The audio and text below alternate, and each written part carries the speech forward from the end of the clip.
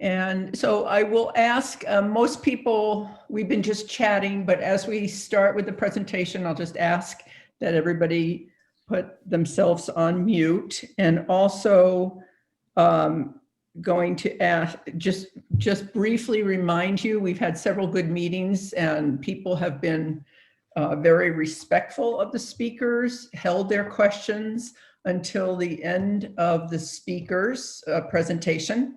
And of course, no foul language, cursing, etc., which should be unsaid, but we have had some problems with that. So we'll just respect everybody who's on the call. There will be differing opinions on the call. But why don't, let's see, I'm going to keep admitting people, but I think we have enough to start with Analiese. So Analiese, let me just see if I did your screen sharing. Showing that it's still disabled at the moment. Okay, now try it. There we go, we're in action. Great. Thank you very much for coming. Absolutely. Thank you, Christine, and members of INC. Analiese Hock here with the City and County of Denver in Community Planning and Development. I'm joined with two of my colleagues here today, Brad Weinig, who works for the Department of Housing Stability and is a close collaborator on this effort, as well as James Van Hooser, who also works for CPD with myself and is on the project team. So without further ado, if I can just get a quick nod that you guys can see a splash page that says RNO presentation. Fantastic, great. So I'm going to try to keep this presentation fairly brief. I did send Christine and Ian a slide deck that has more content than what I'm going to go through today. And that has some common questions and just other pieces of information that I think are helpful, but just due to the time constraints, I'm going to give a slightly shorter version of that presentation. So please feel free to post and share that with the membership more broadly. But in terms of before we jump into what this project is, I think it's really important that we kind of set the context of why we're even here today and why we're exploring this project and the effort. As many of you may know, Denver has seen significant growth over the past 10 years, adding more than 56,000 households. However, what we really know, and many of you have probably seen in your neighborhoods, is that that growth has not benefited everyone. What we know is that the majority of folks that are coming into the city of Denver are high income earners, those earning more than $80,000 a year.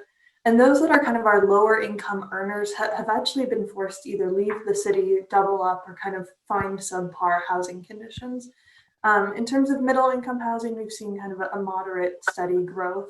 But a lot of this is really due to the fact that our cost of housing has been increasing at 2 times the rate of people's incomes. And when we look at lower wage earners, it's even at a higher rate of 3 times the rate of that. And so that growing gap in inequity is certainly causing for challenges that result in a large portion of our population being cost burden. What we mean when we say cost burden is that these folks that are our healthcare workers or firefighters or teachers and food service workers, they're spending more than 30% of their household income on housing costs. And what that means is that other important considerations and aspects that allow people to thrive, like food, healthcare, transportation, education, and other sorts of things, all kind of become diminished costs because they are spending so much of their income on housing.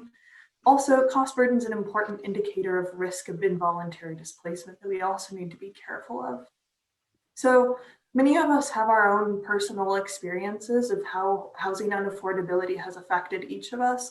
There's just a couple of points that I like to kind of consistently share that occur on a more kind of broad-based perspective of what happens. We especially know that when housing is unaffordable, it really furthers inequities. And it does that when lower income individuals and families are deprived of housing access in kind of low opportunity areas where there's not good access to jobs, especially quality high paying jobs, multimodal transportation options, parks, and other important amenities.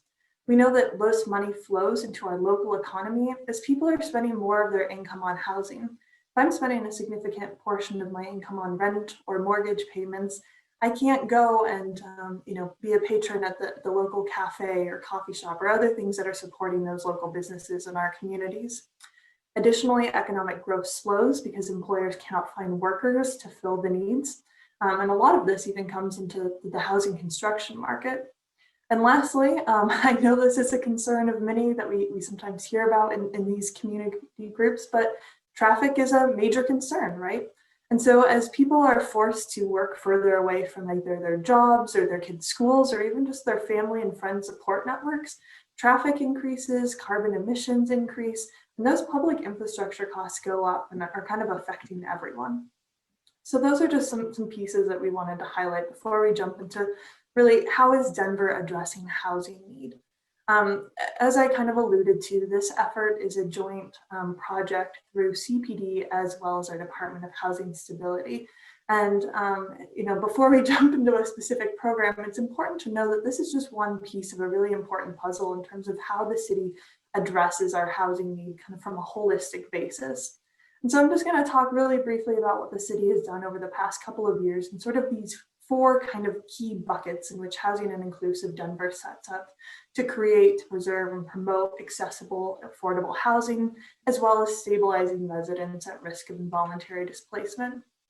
So in terms of kind of the creation portfolio of what House has been able to do with many of our nonprofit partners over the past couple of years, is create over 500 homeownership units.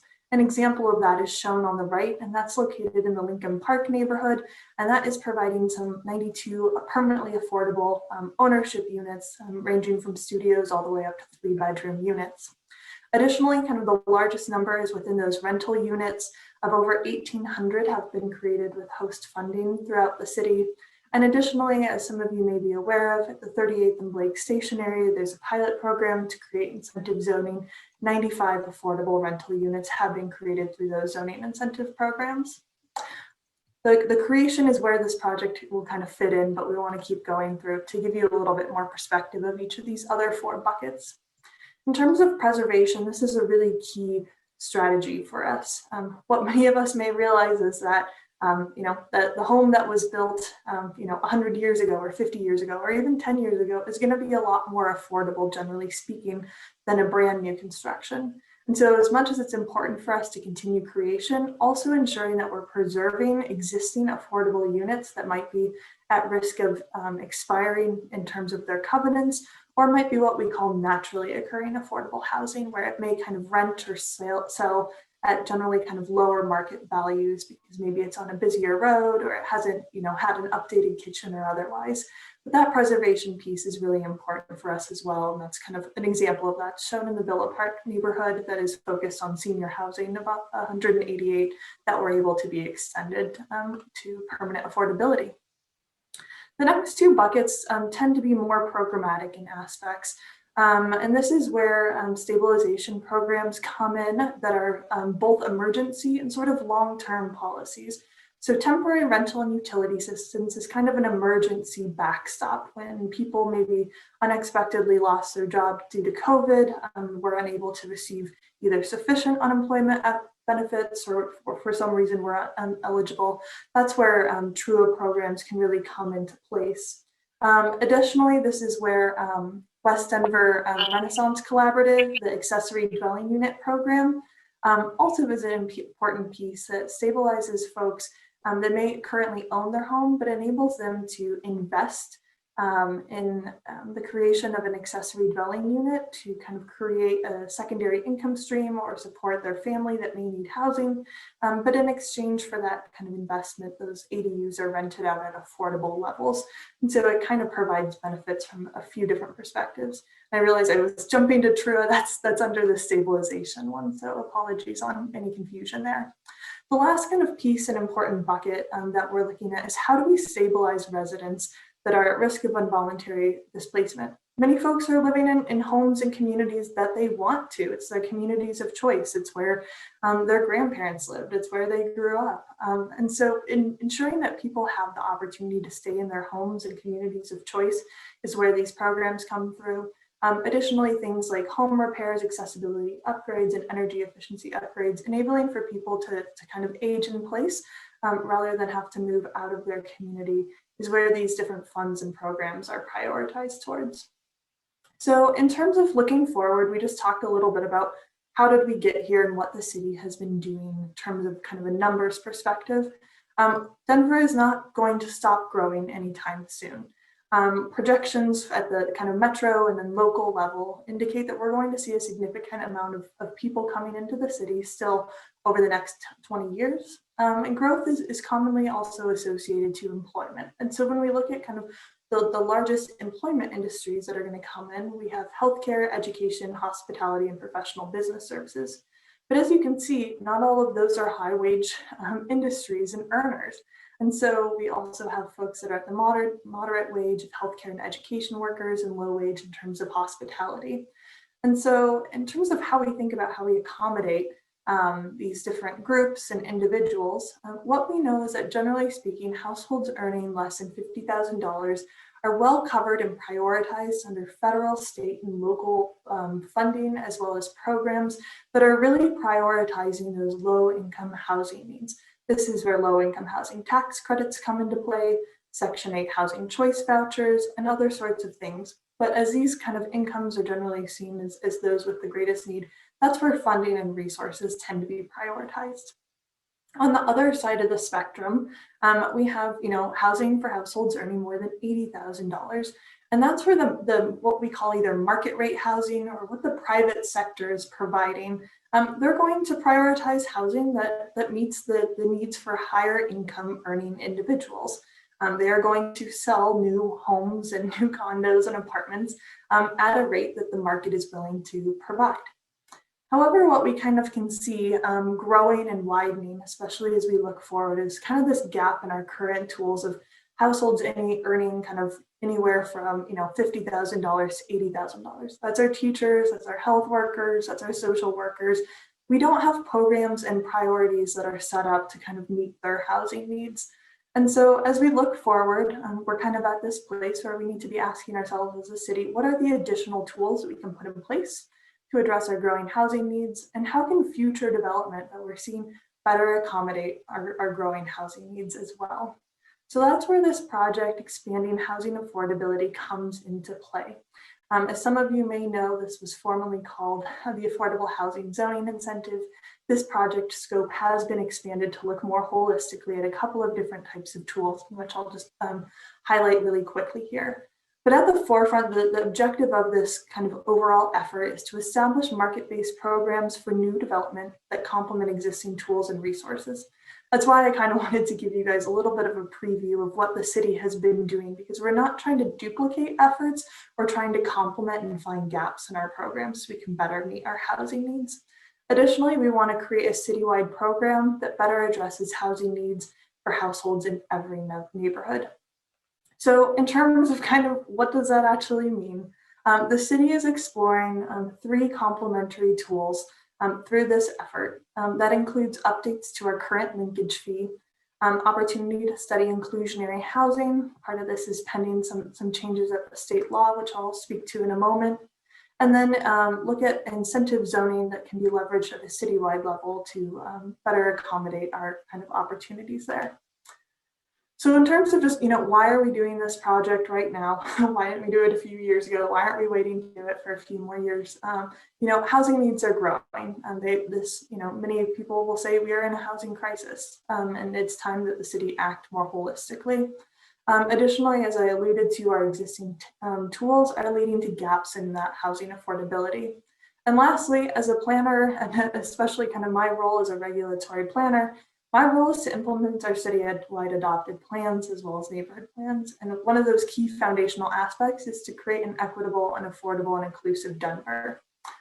Additionally, why are we looking at these tools? A lot of folks, and we'll probably hear about that today, are saying, why aren't you looking at this? Or why aren't we looking at that?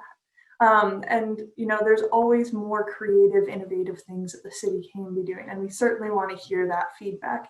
However, we're looking at these 3 tools because there's a unique timing and opportunity at the state to expand these tools beyond what we've previously been able to do. Additionally, the linkage fee has now been in effect for a couple of years, and generally speaking, it is kind of underperforming in terms of our expectations. Additionally, the ordinance basically said we couldn't touch it for a couple of years other than just adjusting for consumer price index inflation. But now we're at a point where we can restudy that and look at opportunities to increase funding for affordable housing.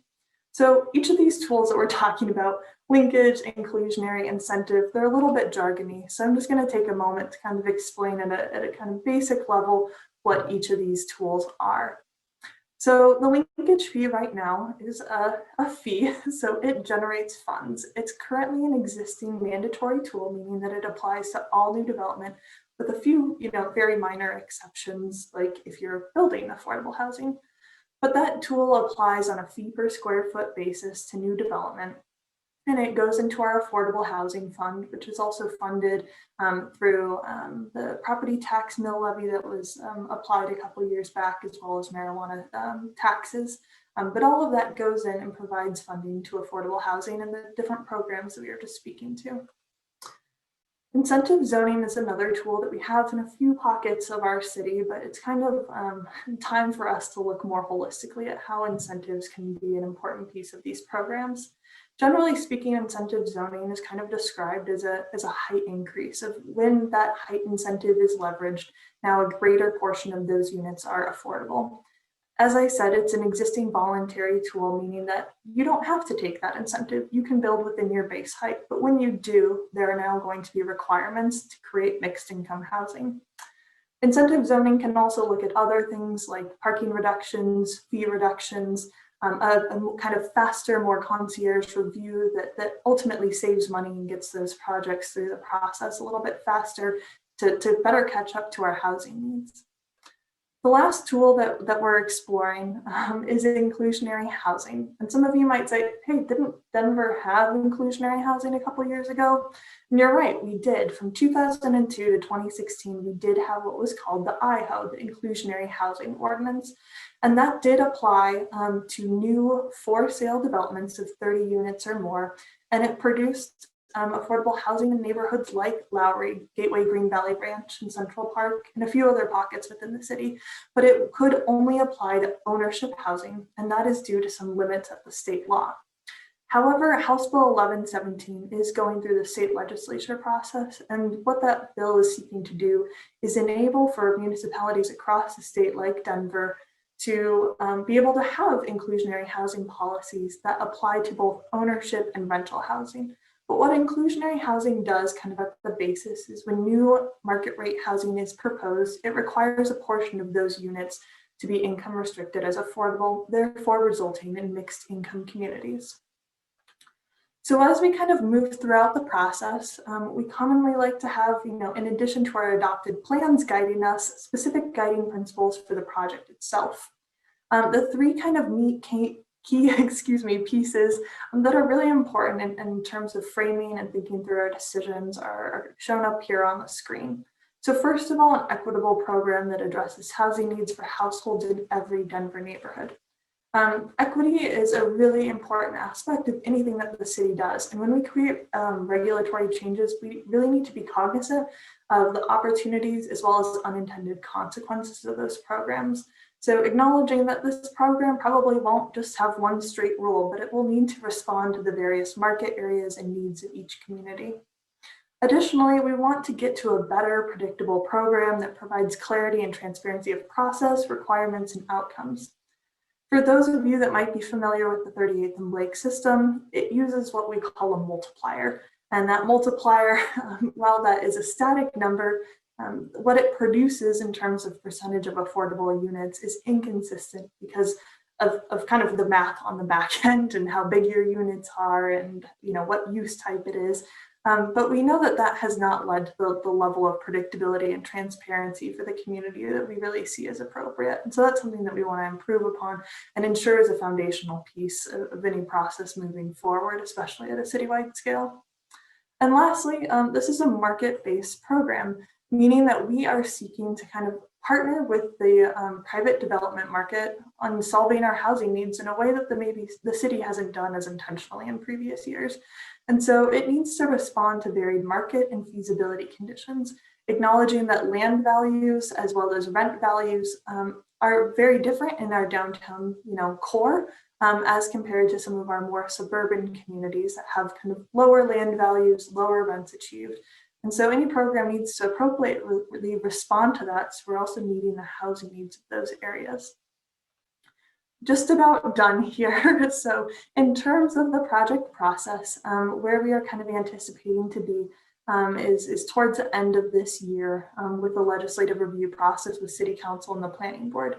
We are still kind of, I know we're now out of Q1 or just about of 2021, but we are still kind of in that introductory phase of sharing our housing needs analysis. I didn't talk about it today for sake of time, but we also did do a deep dive into best practices in evaluating current and past Denver programs, as well as many peer cities across the country to understand what was successful or worked well in those programs that might be appropriate to replicate here in Denver. But if you're interested in that, a lot of the details, as well as even a pre-recorded 10-minute informational video can be found online that should be fairly easy to digest that information.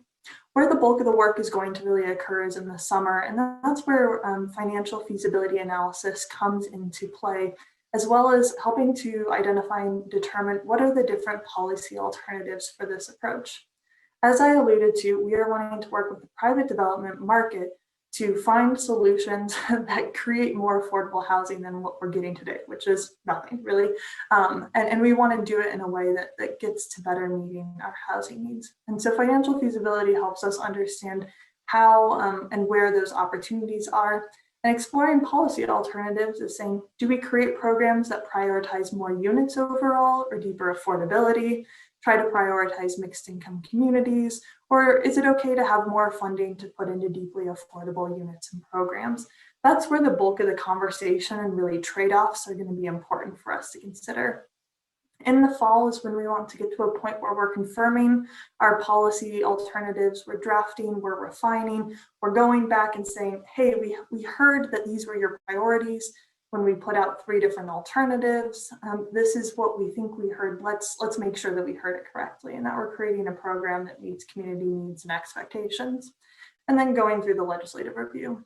What is intended with kind of each of those little comment boxes in each of the phases is that public process and engagement is just as critical right now as it is in the end of the process. We need to have a shared understanding of why the city is doing it, what our housing needs are, and what are the opportunities for this to occur. So we do have an advisory committee.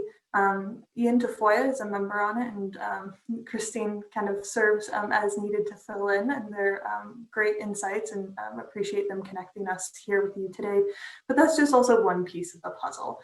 We're conducting various focus groups, meeting with a lot of different community groups and organizations, doing office hours, online forums and surveys, as much as we can to ensure that everyone that is interested and cares about this project or this topic really of affordable housing, which is basically everyone, is able to meaningfully participate in the process, and that we can show what we're hearing and how we're responding to that. So in terms of just really quickly opportunities for input, just want to reinforce outreach will occur at each phase. So I know sometimes we wait to come to INC ZAP until we have a final proposal.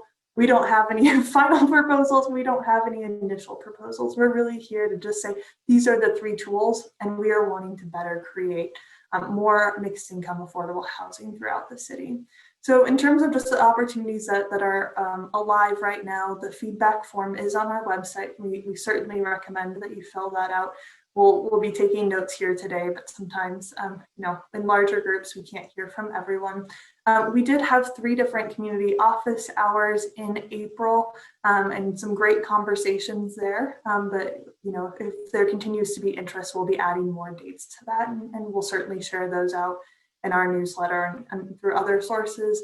And then lastly, certainly sign up for email updates. That's our primary way of advertising different opportunities. But what we've really been focused on is, coming to groups such as these, and that's where we've been putting our resources primarily. So with that, I'm going to stop sharing my screen so I can see people's faces and address any questions or clarifications that might be helpful, as well as your feedback. So thank you very much for that, Analiese. I really appreciate what you said about coming early in the process. That's really critical.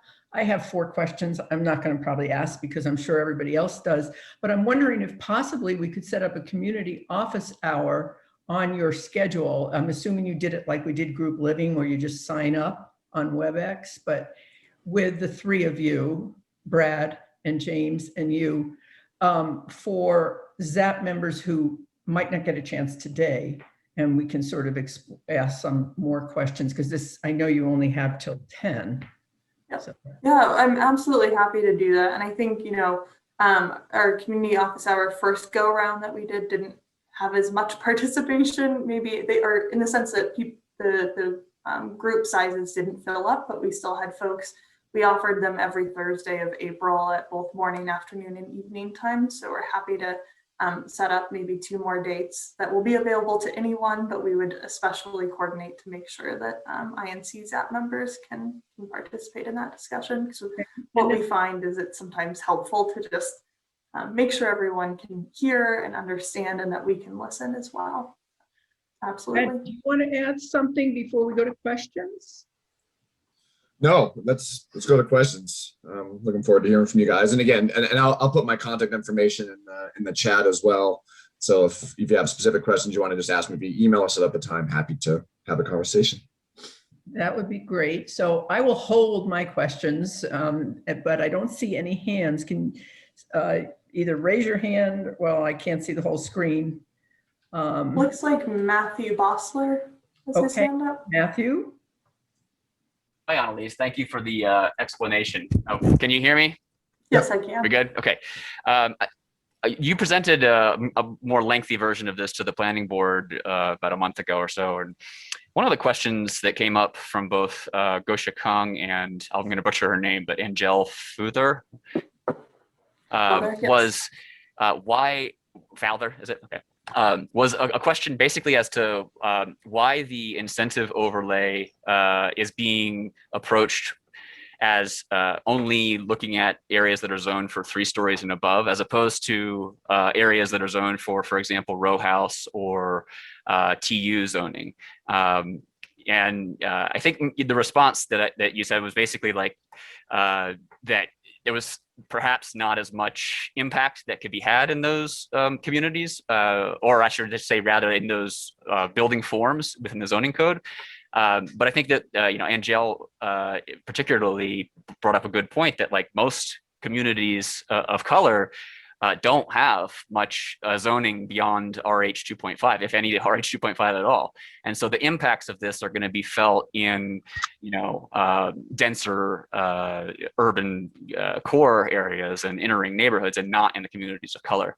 You know, furthermore, you know, Portland has a program that has now been on the books for a year, I think, that is the residential infill project that has what's called a deeper affordability option, where it allows for more homes to be built on a lot if 50% of them are affordable.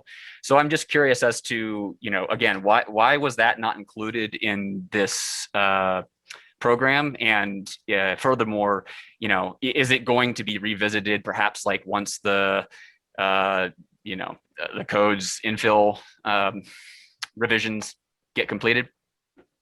There's a lot in there, so I just want to first clarify a few pieces. So inclusionary housing is a program that would apply citywide to all development, and regardless of what size or zone district you are. It's actually, it sometimes lives outside of it, as does the linkage fee. So there's not that bifurcation.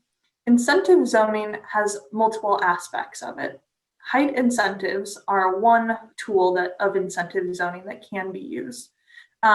Additionally, you know, other sorts of things like fee reductions or whatever, you know, else, parking reductions, those could be applied to any development.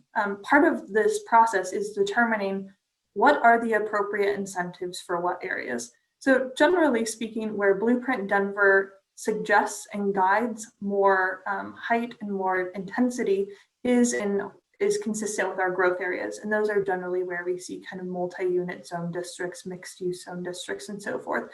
So that hard delineation that you described has not been formally articulated, but generally speaking, from what our adopted plans provide us, you know, there's not clear guidance to say that in single unit zone districts now we should allow for large apartment buildings, right? So just want to clarify that piece. That being said, You know, Portland's program, which is, I think they might also call it residential infill, where it allows kind of in their lower intensity residential zone districts that if you're providing deeper affordability, you can get more units on that. It's a great program. It was very much designed with the intent of working with kind of their nonprofit affordable housing developers. So it was less about attracting market rate developers to provide deeply affordable, but it was saying, hey, we want to provide more opportunities for our market rate, or excuse me, our nonprofit and affordable housing developers to be able to do that. The reason why this project isn't explicitly kind of looking at those pieces of you know, expanding accessory dwelling units or finding opportunities where missing middle housing types are appropriate is because that is a huge undertaking. It's a huge scope. And I think, you know, if anything, a lesson learned maybe from group living is when there are so many aspects and so many different things, it's hard for the community to understand. And that's why the city has kind of not bifurcated, but created a separate project in which that will be tackled in a more holistic perspective, in which, you know, the constituencies and the groups are going to have different considerations of, if I had a single unit home, what happens now if it becomes a 2-unit? Where does preservation and design come into play? So certainly hear those comments. We've been hearing it a lot of, you know, how are we expected to address housing affordability if we have single unit zoning is the opinion of some. But, you know, the citywide plans do give us clear guidance. That's something to look at and explore where appropriate. And that will be handled through an upcoming regulatory project, but that has not kicked off quite yet. Great, thank you. I am, help me if anybody else sees a hand up. Otherwise, I'll ask a question. Is there any other hand? I'm Madam not Chair. seeing any. Adrian. Madam Chair? Adrian's hand. Yeah. Adrian. Analiese, wonderful that you're doing this, but I'm sitting here with a deep sense of deja vu. And not just once, but probably in this particular ZAP entity, we've heard approaches to this issue, I would say at least half a dozen times in the last decade. And that's not a reason not to approach it again. But my question is, did you start out in looking at this to see why the previous efforts done by Denver have, for whatever reason, failed? And a companion question, because presumably that's why we're doing this again, and a companion question is, relates to a deep phobia of mine, which is our tendency to want to study everything to death before we do anything, and spend a lot of money and a lot of effort in that exercise. It's gotten to the point, in my opinion, where we use studies as a way of deferring decision-making and action in this and many other areas. What have you done to A, learn from our past failures, if that's what they are, and B, develop a program which will convince us, the users, I guess, that this one will not go on the heap of completed reports, agonizing volunteer input over many months, huge numbers of time and no outcome. You know, how can we guarantee that we're going to slam the door on this damn thing, get finished, get effective, get it bonded, do something? Yeah, thank you so much for those questions and comments. And I also sense kind of the passion and frustration behind that. And I think that is rightfully deserved, right? The city has come and said, we care about this. We're going to try this. Oh, we didn't quite get it right. Which is why a huge aspect and kind of what I've been working on in the background scenes has been really understanding why did our former IHO, like what worked well about it, but what didn't.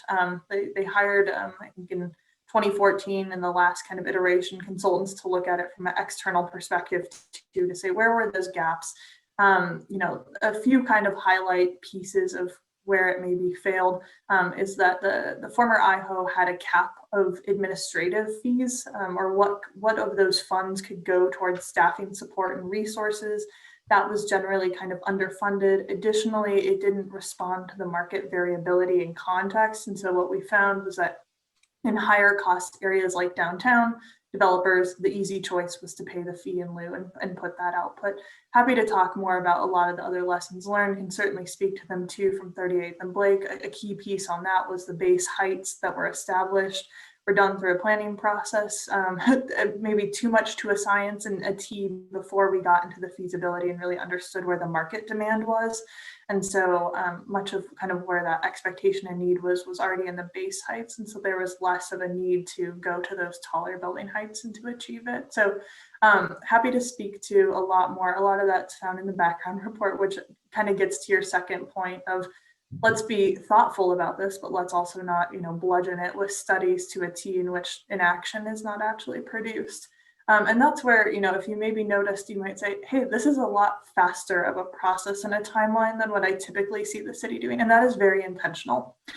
What that means is that we're going to need people to show up in every phase and really bring their perspective and expertise to help inform that. But we don't intend to draw this out for 2 or 3 years because, with every month passing day, week and month, more people are losing housing, more people are being displaced, and we're kind of getting further behind in terms of meeting our housing needs and serving our community. So I guess my ask to you guys would be continue to show up, continue to give us feedback so we can move quickly, and let's use those studies in an informative way that give us certainty that we're not going to repeat past mistakes, but let's also not use them as an excuse either. And so I'm saying this to myself, but I'm also kind of saying it to my, colleagues and community on the call as well. So.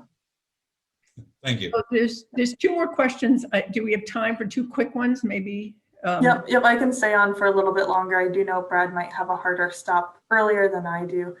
Also, too, I'll be sure to put my contact information in the project website in the chat, but I'll certainly follow up, Christine and Ian, and getting some office hour dates set up with you guys. I think that would be great.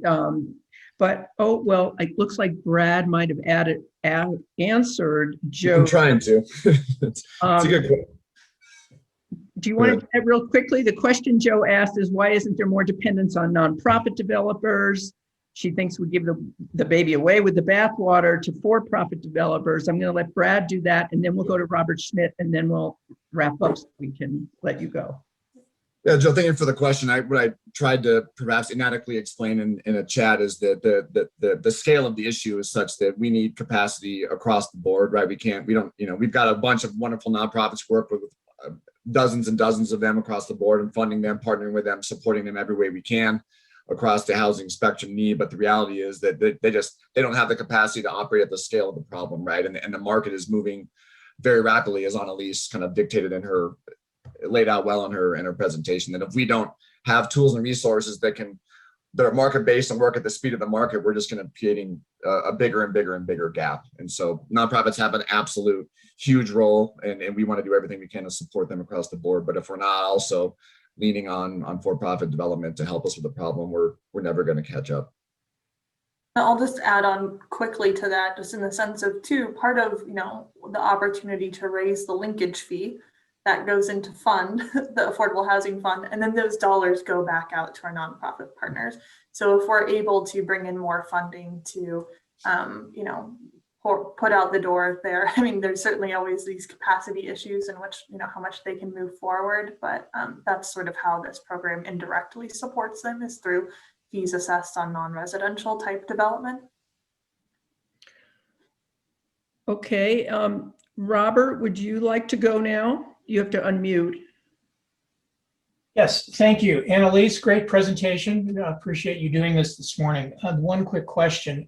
With you noting in incentive zoning that, and specifically you mentioned height, that this would apply across the city and across all zone designations.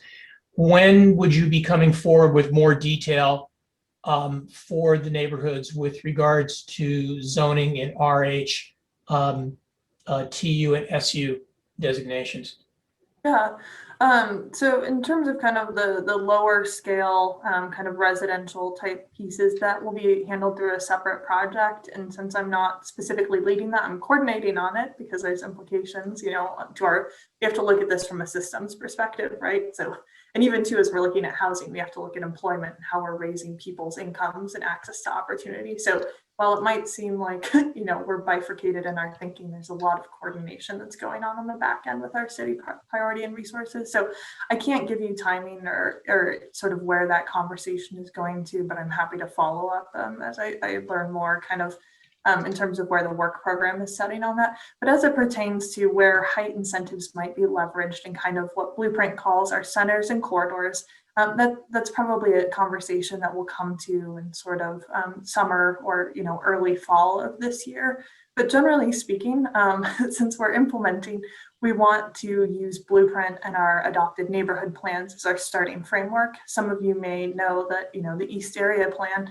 had a really robust conversation and very detailed maps produced on where height incentives were appropriate and what amount was appropriate and where they weren't. So we really want to use that as a starting place to not kind of rehash the conversations that were occurred at a citywide scale, but rather refine them to ensure that the implementation of our adopted plans are occurring appropriately. So, you know, without telling you, because I don't know, we just aren't there yet and we need more community conversations, but generally speaking, where height incentives are going to be part of the kind of menu, if you will, is in those centers and corridors, and where the Blueprint Denver growth strategy recommends that, you know, we direct jobs and employment and housing growth to. Okay, I think it'd be interesting to try. However, since some areas of the city are years out from getting involved in the small area plan process, that if this initiative starts getting traction and move forward, you may need to come back to the table and start dealing with some of these particular zoning issues, as opposed to just spotting them in certain parts of the city based on whoever happens to be doing a small area plan at that time. Yeah, no, and to clarify as well, you know, this, because it is a citywide implementation effort, we're not just going to roll out something in Lowry and then something. So that's what the city's done previously with height incentives and tools, right? And we're realizing that it leads to inconsistent outcomes that are kind of dictated by the priorities of those neighborhoods. And that really kind of leads to inequitable outcomes. So what I was trying to speak to in terms of, you know, where NPI plans and more recent plan guidance come into play, we want to make sure that we're consciously using that as well as our citywide adopted plans. That being said, you know, as new NPI plans come on board, we have a lot of coordination meetings, and we'll probably, you know, be coming to those groups as well. So hopefully that clarifies just a little bit that we're not waiting for an NPI plan to give us more detailed neighborhood guidance. What that means, though, is that maybe areas that have older plans or only citywide guidance, we might need to do more strategic outreach there to help us refine our citywide plans. Whereas, you know, areas with recent plan guidance, we can say, hey, we heard this. You guys just had a very robust, lengthy, year-long discussion about it. So let's not rehash it. Let's see the best way to implement it. Okay, I think I'm going to wrap this up. I really appreciate the three of you. I know you didn't get to talk, James, but thank you for coming, and Analiese and Brad. I have a lot of questions, and I really think that there's probably a lot of questions right in here. So I would like to set that up, and then I'll let everybody on the list know. So if you're not on the Inc. Zap list, please email us zoningplanning@denverinc.org and get on it. Regarding the infill question, we are talking to the city about it. They're still figuring things out, and we will have presentations exploring some options in that area. We don't want to wait, like group living, until a final something is put forward. We want to be in early on that discussion and looking for different viewpoints on it. So if you have suggestions, please contact Ian and myself. We're also going to be having hopefully a panel in July on gentrification and displacement and options for addressing that. So we have a lot coming, but I would like to thank the three of you for coming, and we will set up something in the future. Thank you very much. Thank you very much. And I'm putting my contact information and we'll get those dates out to you here shortly. So look forward to continuing the conversation. Yep, and thank you for your questions verbally in the chat. Did our best, but if I didn't adequately answer one, you have my contact information too. Thank you. Thank you. Okay, so we're going to move on to the second presentation, and I had put on the agenda that Kristofer Johnson would be presenting on the Golden Triangle. There's two things that are pending, so we're going to welcome him, but I noticed that, This inter-neighborhood again? excuse me? Well, I don't know. Is everybody muted? Or is somebody asking a question? No. Okay, so I noticed Councilman Chris Hinds, I wasn't sure that he was going to be on. So I'm going to leave it to Kristofer and Councilman Hinds to figure out if Councilman Hinds wants to go first. And then after their presentations, we've been asked that Brad Cameron would like to respond. So we'll have him go, and then we'll open up to questions. So Kristofer, would you like to decide on the order or? Sure, yes, and I apologize. I literally just internet, but then just rejoined here. So hopefully that's the one blip for the day. But Councilman Hinds, I would certainly defer the floor to you for a minute or two if you would like to do a quick introduction before we get started. Well, thank you, INC Zap, for allowing the space. This is a project that was actually started by my predecessor, Wayne New. So you could tell I've served almost 2 years in office, and it started before I did. So this is a project that has been underway for quite some time, and we're right at the end of the process now. We had a stakeholder committee that met for a little over 2 years, and so really the idea here is to share with INC Zap what the latest is, to get your your thoughts and input, and really Kristofer knows this better than I do, although I know a fair amount about it, and so I think he'll give the presentation. I really want to make sure that I'm here so that I can hear your thoughts and compliments and concerns, and make sure that those are incorporated in what we have moving forward. So that's the reason I'm here, is to listen to you. So thank you, Kristofer. Great, thank you, Councilman. And let me go ahead and share presentation here.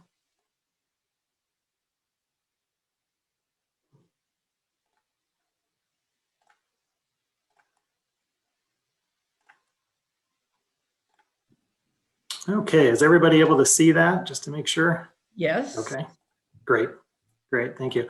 Okay, well, thank you, Councilman Hinds, and of course, Christine and Ian and the rest of the INC ZAP committee. I'm happy to be here. Kristofer Johnson, I'm a principal city planner and one of Analise's colleagues in CPD on the planning services side.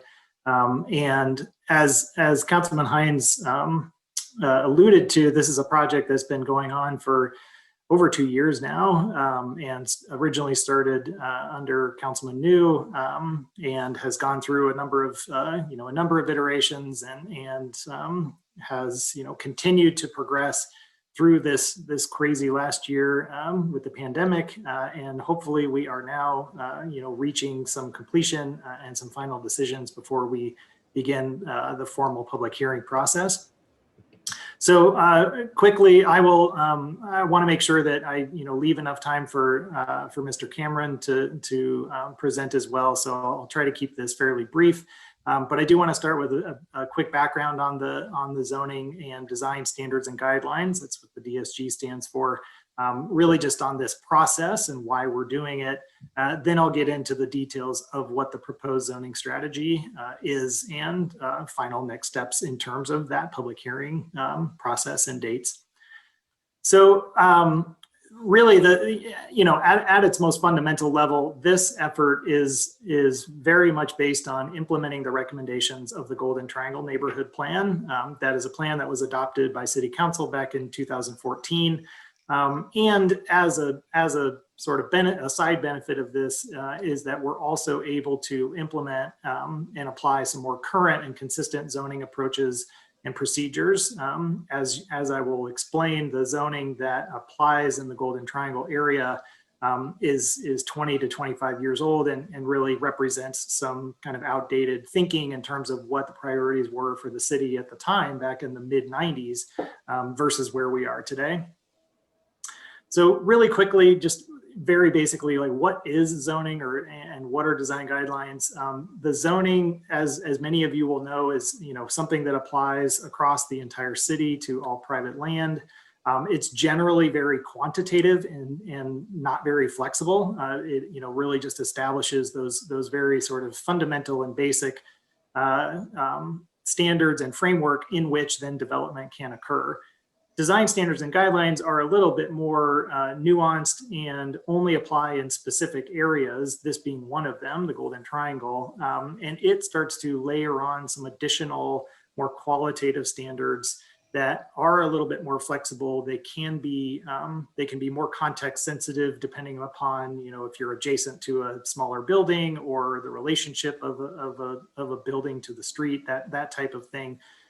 And so they just add this added layer of review for proposed projects in a particular area. So the downtown Golden Triangle Zone District, you can see in the map on the left-hand side there, shown in the gold color, is back from 1994. And when the Denver Zoning Code was updated and implemented in 2010, it essentially was a copy and paste into the new Denver Zoning Code. Really, the only thing that changed was the name. It used to formerly be called the B8G Zone District. Now it's called the DGT Zone District. The design guidelines that apply in this area also are roughly 20 years old. They were last updated and adopted in 2002. The zoning that applies here is very bare bones. There's very little in there in terms of zoning standards related to street level activity or the design of structures. It establishes two things: a height limit of about 175 to 200 feet, depending upon sort of where you are located in the neighborhood relative to Broadway. And a total amount of floor area, or basically the amount of floor area that you can actually fit into a building. There is a limit related to that as well. The neighborhood plan, as I mentioned, actually covers a larger area than just the Golden Triangle District. It tackles the Golden Triangle as a whole, basically bordered by Colfax, Broadway, Lincoln on the east, and then Spear. And the policy direction, the recommendations within the neighborhood plan are founded on these four categories of an eclectic, connected, creative, and livable Golden Triangle. So when we started the project 2 years ago, our first task was to really evaluate the neighborhood plan, understand what recommendations were in there that we actually could control in terms of zoning and design guidelines. Community planning and development, our department, and the zoning code only applies to development on private land. So we don't have the ability to directly influence things that happen in the public right of way, like streets and sidewalks and those kinds of things. That's all managed and delivered through the Department of Transportation and Infrastructure. So we kind of do have some limitations in terms of what we can actually guide and implement from these recommendations. But as part of that process, we identified the recommendations that we could influence really generally fell into three basic categories of land use, building form and type, and then the street level experience. And of those three categories, we determined 12 key objectives that we've used over the last 2 years to really always reflect and sort of check back on the zoning approaches and the decisions that we're making.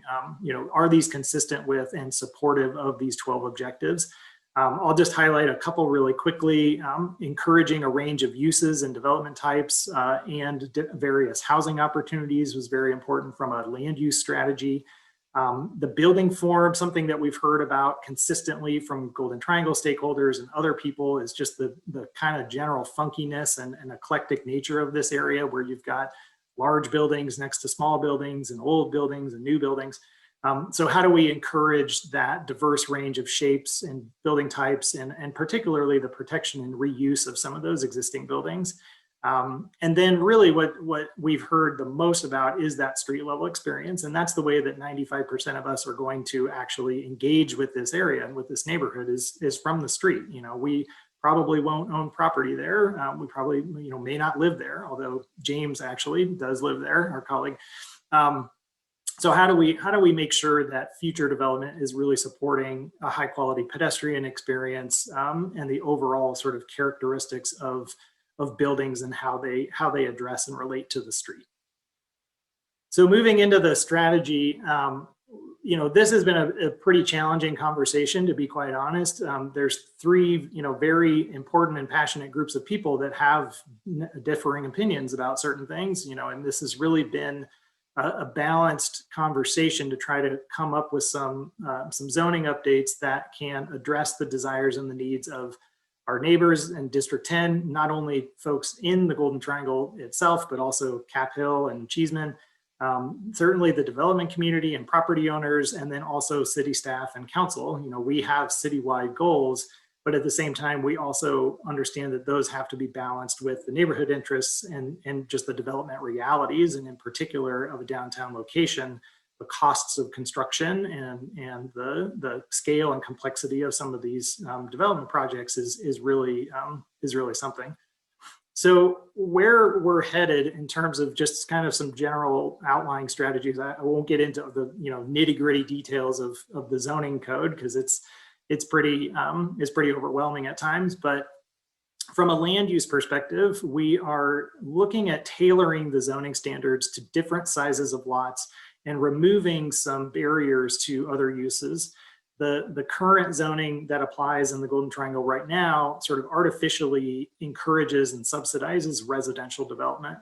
And if you think about 1994, that actually was a very critical component to the city's growth and change over time, was that we wanted to actually have more residential development downtown, so that it could transform downtown from really just a 9-to-5 workplace to a 24-hour actual neighborhood. So those goals exist and have been quite successful, but now it's time to reevaluate that and make some adjustments. There's some outdated parking requirements and other things related to structured parking, and really from a use perspective, and this is very consistent with the work that Analiese and James and Brad are doing, and we're in constant coordination with them as well, is how do we incorporate a temporary affordable housing component to this zoning update that ultimately will be replaced by whatever happens at that citywide scale. But in order to capitalize on the level of development that's happening in this neighborhood, how do we make sure to get something in place right now so that we can leverage those benefits in the interim before that citywide system comes along? In terms of encouraging this range of building forms, again, sort of tailoring the zoning standards to different sizes of projects is a strategy we're taking.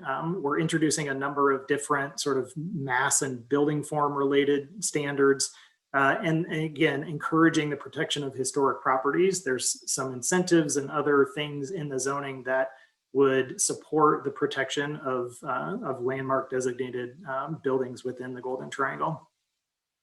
And then to that street level experience. So again, sort of the breakdown of the massing of the buildings is very important to creating a more comfortable experience at the street. Hiding big, large parking structures behind active uses. So hopefully you don't even know that there's a parking structure there. Creating some additional setbacks, particularly for residential units that are at the ground floor. We want to make sure that there's space for entries and stoops and porches and create a better transition between that public sidewalk and that private unit. And then a number of standards related to just the activation of that street level. So thinking about the types of uses that are at the ground floor, introducing open space and plazas into these developments, and also very specific to the Golden Triangle, the integration of public art and allowing that to be a part of projects and actually support those projects going forward. So this is just kind of an example of the way that the standards, the various zoning standards start to apply to larger projects. And the reason for that is that we want to make sure that smaller lots and smaller projects are just as viable as these larger, cruise ship type of projects. And when we do get one of the larger projects, we want to make sure that that is contributing back to the neighborhood in a really substantial way. Making sure that the building is broken down in a certain way so that it's comfortable against the street, providing open space and active uses at the ground floor. Those are the kinds of things that we're going to expect out of those much larger projects because of the influence that they have on the neighborhood. I mentioned, the activity at the street level. We have included a number of enhanced requirements for non-residential uses on specific streets. So that would be, any kind of commercial or cultural type of activity, things like retail, restaurants, art galleries, anything that's not a residential use. So we're trying to, again, sort of support and build in this mixed use character into the neighborhood. Requiring for publicly accessible open space and enhanced setbacks for residential units that I mentioned, and then introducing this new opportunity or new alternative for public art to be used as an alternative or as a substitute for a portion of some of these requirements. I mentioned quickly about some of the incentives. So right now, today, there are about, I think, 7 or 8 different incentives that exist in the zoning. However, only one of them actually ever gets used, and that's the incentive to build residential. And that's not necessarily affordable residential, that's just market rate. So you get a bonus just to build a residential project. And what that's led to over the last 20 plus years is that the vast majority, except for maybe 1 or 2 other examples that I can think of, every project has been a residential project. And from the perspective of getting residential into a downtown location, that's been fantastic. However, it's come at the detriment of other types of uses. Very few office or commercial type of uses have gone into the Golden Triangle over the last 10 or 15 years. And so we want to make sure that we create a more balanced playing field across all those different use types, and just focus those incentives on actual affordable housing, and then also this notion of historic structures and the protection and reuse of those structures. From the neighborhood's priorities perspectives, things like public art and open space, we've decided to actually go ahead and just integrate those into the zoning itself as a requirement, rather than just encouraging them through an incentive. We think that we can be much more effective and get the desired outcomes by going ahead and just incorporating those into the zoning itself.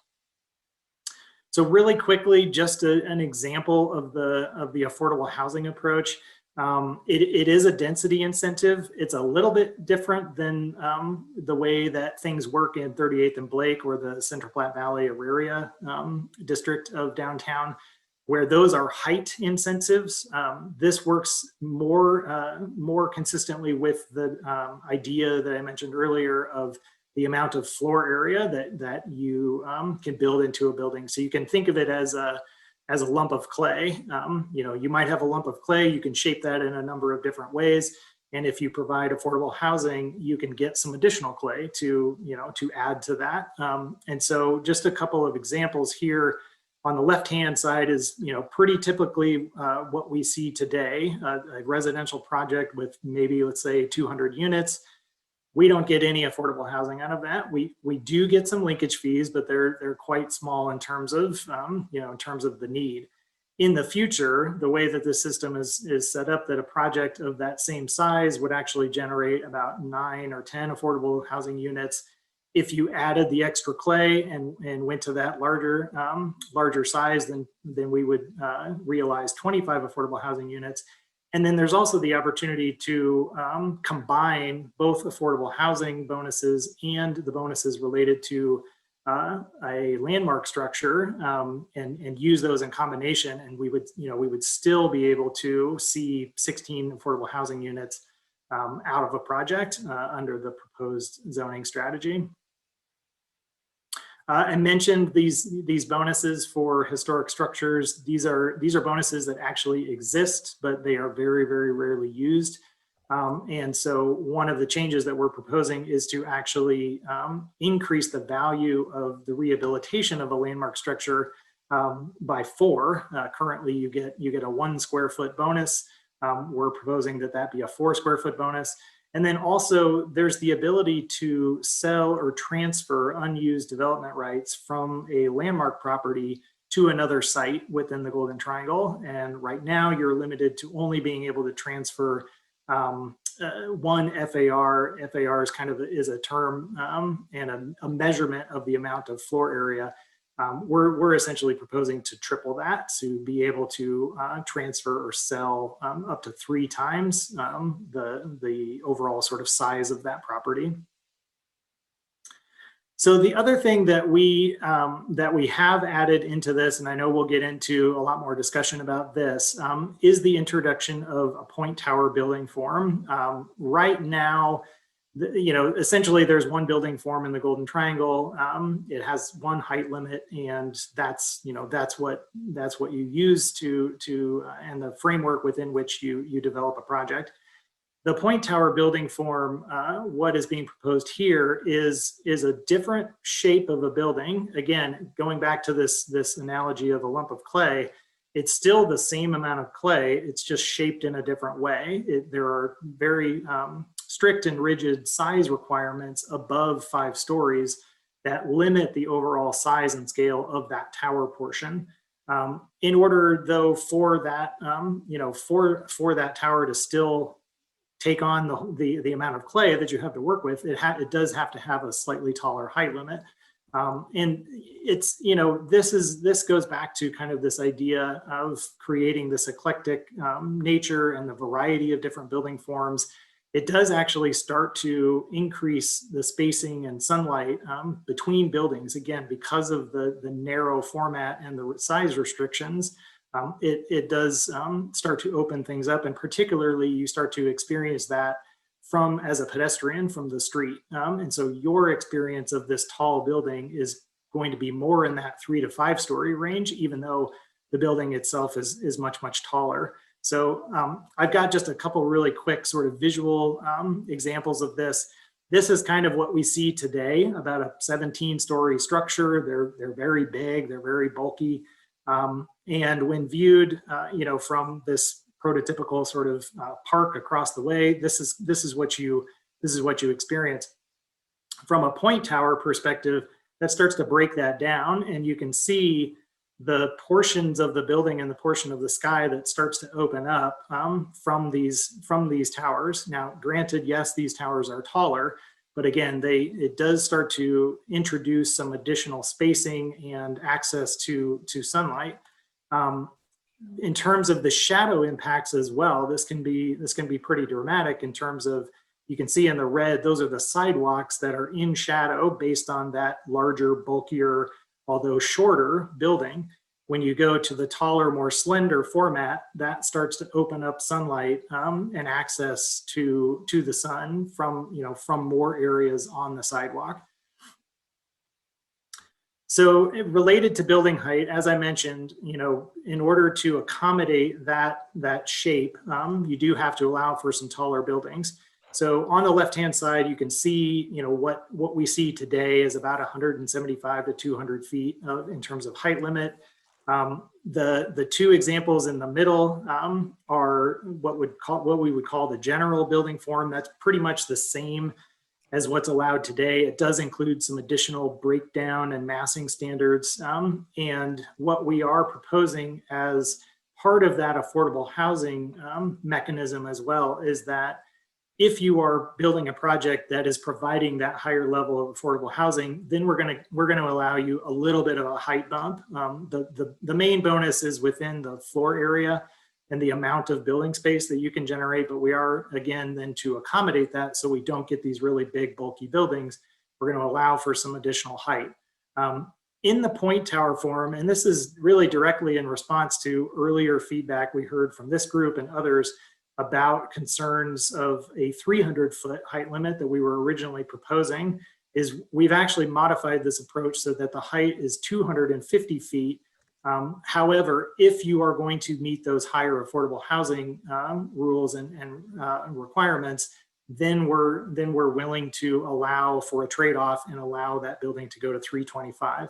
Now, 325 is obviously taller than 300 than what the original proposal was, but the only way you can access that is if you're meeting those higher affordable housing requirements. And then I do want to just, again, reinforce the fact that there are existing view planes in this area. So the Cheeseman Park, Botanic Gardens view plane there in the purple, and then the state capitol view plane that's in green. And then there's also some height restrictions in the area that's directly around the state capitol. All of those still apply. So there are portions of the Golden Triangle that fall within those areas that have height restrictions.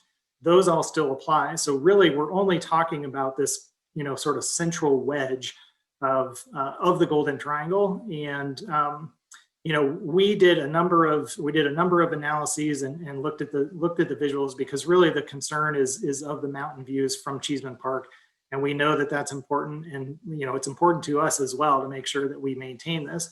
So as we went through this process, we developed this three-dimensional model and then started to superimpose that on the view from Cheeseman Park. You can see a couple of the existing buildings that are there in blue. We used those and built those into the model to make sure that we could scale things correctly. And you can notice here that the primary mountain view is to the left of this image. Most of the Golden Triangle is blocked by trees and other buildings within Capitol Hill. And the Golden Triangle zoning area, the area that we're talking about, is actually relatively small in terms of this overall sort of panoramic view. So if you start to look at a more realistic photograph of taking advantage of all that screening of the trees and existing buildings, a conceptual point tower at the very, very southern end of the neighborhood, which is essentially the Rickenbaugh auto dealership property. That's the location of that conceptual point tower in this view. So if we zoom into that then a little bit more and we look at it under this new proposal that a 250-foot height limit would apply unless you're providing the affordable housing. Again, you can see that that point tower on the far left is not going to be very visible and is not going to interrupt that view of the mountains. So again, taking into account the screening of trees and existing buildings, very, very small portion of that building is actually going to be visible from Cheeseman Park.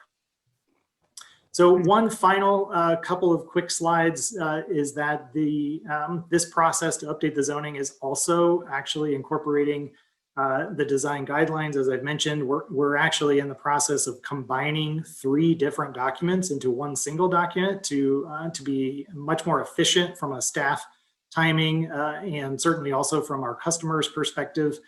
We want to make sure that all of that is using the same guidelines, the same set of templates and process. And then within this document, there are neighborhood-specific chapters. So we're not losing the special character and the distinctiveness of these 3 different areas that are being combined into one document.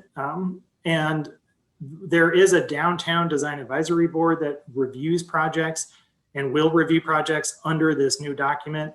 So they would, the Golden Triangle would be incorporated into this. It's currently not, but as part of that, we're expanding the membership of that design advisory board from 7 members to 9 members to allow for 2 additional downtown resident positions to sit on that board. So finally then, next steps just in terms of a couple of dates to keep in mind. The actual draft of the zoning code is available on the project's website. It's just denvergov.org/Golden Triangle. We are accepting public comments through the end of the month and actually can continue to receive public comments for a couple of weeks after that. The planning board public hearing is currently scheduled for May 19th, and we would certainly accept and incorporate any public comment and feedback up to the 19th as part of that public hearing. And then there would be the city council public hearing, which is tentatively scheduled for mid-July. The design standards and guidelines runs on a slightly different time frame. It's adopted as rules and regulations and does not actually go through council. And so we anticipate that the public hearing for the design standards and guidelines would be fairly consistent with this timing and likely be very, very soon or right before the city council hearing, so that all of this gets adopted as a complementary package. So with that, I know that's a ton of information, and I'm happy to go back to any slides during the Q&A, but I will stop there and we can move on. Thank you, Christopher. There are many questions in the chat. So, but we're going to first go to Brad Cameron from Neighbors of Greater Capitol Hill. I got that right? Neighbors for Greater Capitol Hill. I'm sorry, Neighbors for Greater Capitol Hill, and let you speak and present. And I will try to collect the questions, but I'm thinking several of them Christopher might be able to. And Christine, have you allowed me to share a screen? Yes. Okay, let me first accomplish that if possible. And Robert, can you wait for your question, please? So before I go on, I just want to verify, is everybody able to, are you able to see that, Christine? Is my screen shared? Okay. Well, hey, first of all, thank you, Christopher. I know there is a huge amount of information, and we did, I want to give a little chronology, but I really am only going to take a couple of minutes here. But you know, about a year ago, when CPD came out with its second version of the Golden Triangle Plan, we realized that it included, and for the first time at that point, it included the tower proposals. And so we started having some discussion with CPD about, well, gosh, how does that impact, you know, views from the Cheeseman Park area? Because as Christopher explained, the existing mountain view plane ordinance terminates at Broadway. And we had some discussion, and you know, quite honestly, we felt that the modeling that we were seeing coming from CPD was not really sort of depicting as how the human eye is likely to see the setting. I mean, quite literally, the one photo that Christopher had started with, why you can barely, you know, see the mountains at all. It's such a fisheye and such a large landscape. So we asked an architect friend of ours to take a look at this and do some independent modeling. And this is, you know, one of the results of that. And let me just sort of explain. First of all, you can see that this is taken from the perspective, it's kind of at the southern end of the Greek Pavilion in Cheeseman Park. And the red vertical line represents the southern end of the Golden Triangle. And you know, that's essentially the very south end of the Rickenbaugh site that Christopher mentioned. This would be the intersection of Broadway and Spear Boulevard. And then the green horizontal line reflects the 325-foot height limit. Now, and again, you know, it's difficult to get, of course, modeling that really mimics exactly the human eye, but you know, a couple of things I really just, you know, do want to point out. First of all, you know, we don't quite know what could go on the Rickenbaugh site. It is a very large assemblage. You know, it's truly the largest assemblage of property in the Golden Triangle at this point in time, except for, you know, Civic Center virtually. And, and of course, it's very hard to know how the proposed zoning could result in development there. But we wanted to try to understand, okay, if you really did put 325-foot towers, what would you have? And, one thing I want to point out, you see this little mountain here. It has the unfortunate name of Squaw Mountain. And if Ian was still on the call, and I don't think he is, I think they're in the process of renaming both it and Mount Evans. But Squaw Mountain is 11,500 feet and a very prominent feature of our skyline. And as you can see, a 325-foot tower just about takes out the top of Squaw Peak.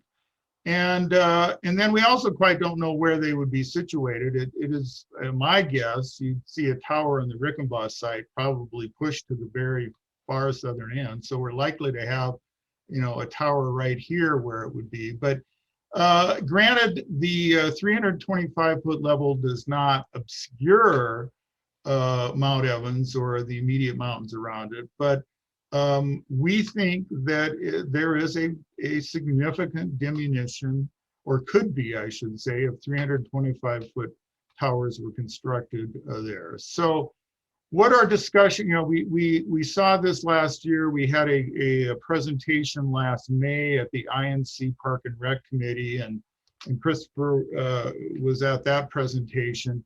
And what we've really focused on is talking about the area of the Golden Triangle south of 9th Avenue.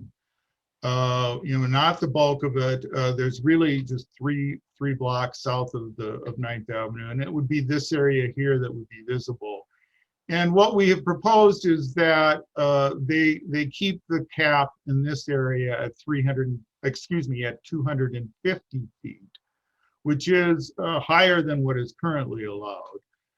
But it would take it down and really diminish the risk that we would have point towers in that area.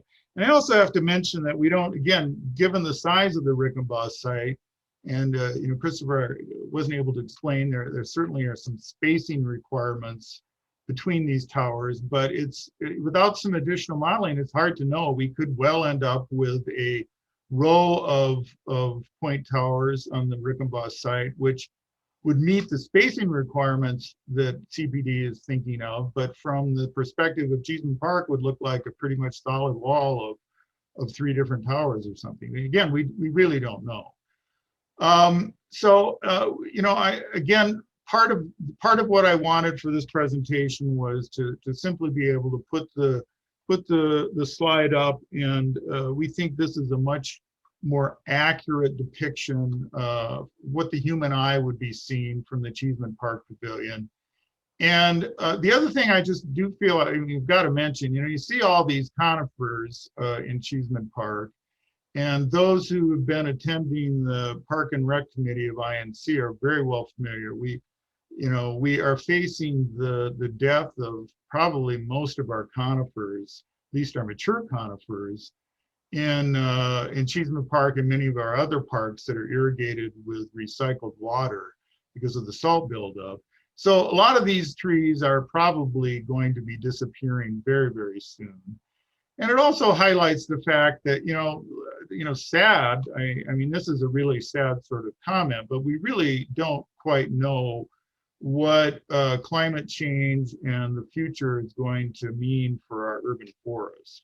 And so while, we can talk about, the existing trees in the urban forest and their impact, I just shudder to think that in the future we are going to find our increasingly arid climate, resulting in far fewer trees. And so we are looking at buildings that are going to be constructed now that are going to be perhaps outlasting our urban forest. So anyway, that's the point we want to make. We are not questioning at this point, areas north of 9th Avenue in the Golden Triangle plan, but we've really focused on the little portion, the southern end of it. And the request has been that they limit buildings there to 250 feet so that we don't have the risk that our iconic mountain view from Cheeseman Park area, and this is of course an area that's frequented by by the public and is really a cherished view is not going to be diminished. So that's pretty much all I've got to say, Christine. So. Okay, so Brad, if you could take your presentation down so I can see Yeah, if I can people. find my share screen. And then if we do use slides again, because I noticed Robert Schmidt was asking Christopher to put slide 5 back on. If we do them, let's do them briefly because it's very hard for me to see people. See if I succeeded in taking mine off yet. No, not yet. I'm sorry. Hang on here. Let me. There. Sorry. Thank you. Thank you, Brad, for that. I'm going to try to, I know people want to go debate the view plane. So before we get to that, I see a bunch of questions. I'm going to try to group them together. Christopher, maybe you already saw them about affordable housing and where does it apply and is it only on the points? And let me see but there's a number of questions. Did you see the ones Yes. about affordable housing? Would you be able to answer? I did. those? Thank you. Yeah. Let me try to give try to get a little bit of a more of a detailed overview of the affordable housing component and where it would apply. So I think there was a question about why every project wouldn't necessarily have to provide affordable housing, and that goes back to some of the things that Analiese talked about, where there are some state level restrictions on requiring affordable housing for rental units in particular. And so right now, as of today, the city is fairly limited in the ways that we can achieve those goals. We do have the linkage fee that applies to all development projects.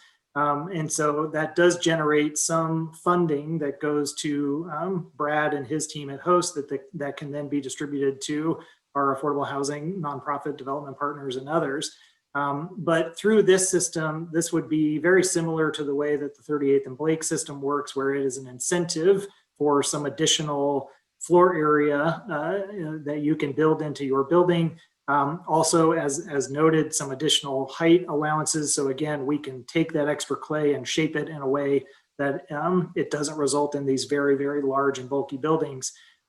So those two components combined are what sort of create that incentive for a private developer to deliver those affordable housing units. There was a question about whether or not those units would have to be incorporated into the project, and the answer is yes. So the project, it would be a mixed income project where those affordable units are incorporated into the project itself.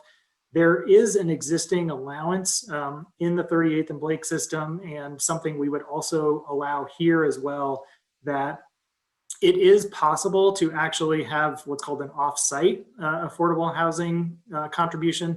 So the units would not actually be incorporated into the project, but they could be built in another location. It would have to be within the Golden Triangle zone district, so it would still have to be in the same neighborhood. And that is subject to quite a lot of scrutiny and review from the Host executive director, Britta Fisher. And so that's not a by right allowance that you can go ahead and just build units somewhere else, but it is an option that can be explored. But I think, the timing has to align, and there's a lot of other things that go into that decision that make that pretty difficult. And so there is a pathway then for development in the Golden Triangle under the proposed zoning that would just meet the baseline linkage fee.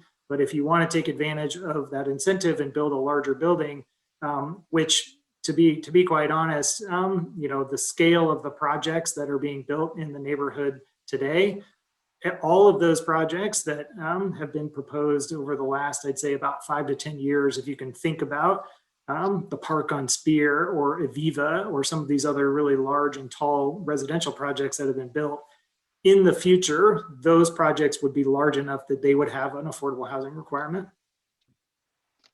So I want to just follow up on the affordable housing because I'm still confused, because one of the things that we learned from 38th and Blake is that if you allow upzoning and then incentives on top of that, you're gifting twice.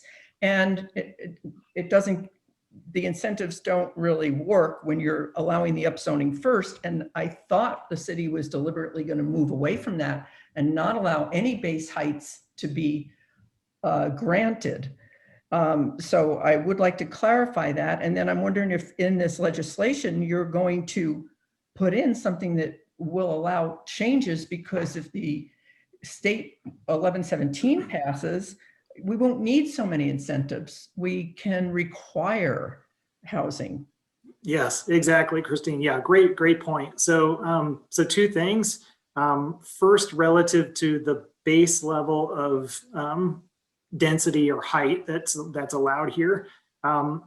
This has been a challenging conversation, and Councilman Hinds can certainly attest to this, but under the current zoning, as I mentioned, there's an existing bonus for residential development. And so if I'm an office project developer, my base level is here, right? You can see that in the screen. If I'm a residential developer, my base level is here. And what we have decided to do is actually draw the line midway through. So we've given a little bit to the office developer, but we've actually reduced the base amount for a residential project. So now they start here. So in the example I showed, and I could pull this slide up too if it's helpful, but a project that's built today to the maximum scale for a residential project, in the future, that project would actually have an affordable housing requirement. So we have actually lowered that level of entitlement slightly for that base level. And then to your second point about, future changes, absolutely 100%. This will change with whatever is proposed at that citywide level, whatever the more robust and comprehensive approaches that Brad and Analiese are working on. That will ultimately supersede and overwrite what we're doing here in the Golden Triangle. Same thing with 38th and Blake and those other existing kind of, piecemeal approach to affordable housing that we have today. All of those essentially will be wiped out and replaced by a citywide system. Okay. Thank you for those. I'm just going to let Robert, he has his hand up, and I think he wanted to see slide 5 and maybe has a question to go with it, Robert? No, just wanted to get slide number 5 back up just quickly, because I'll take a snip of it. Yes. Can you see it? Is this the right one? No, I just see your smiling face. You have to share. Oh. Hang on.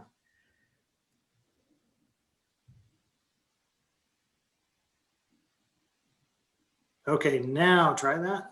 Yes. No, I've got that one. It's got to be one of the next ones then. Okay. Went through it real quickly and it was no, wait a minute. Hold on a second. Might have been right before. Go. Here, right here. Is before, let's see. It's before the one that shows the Golden Triangle booklet with an arrow to the food chain triangle. Got it. It's the one before that. It's one before this. Right here? Yep, that's it. Okay. And thank you. You're welcome. Okay, now there's, let me just see, there's a lot of comments on the view plane issue. And sure. I'm not going to read them all. I'm going to ask people if you have a question that is short and is not going to attack somebody, can you raise your hand and ask it? Because the chat is, let's see if anybody's hand is up.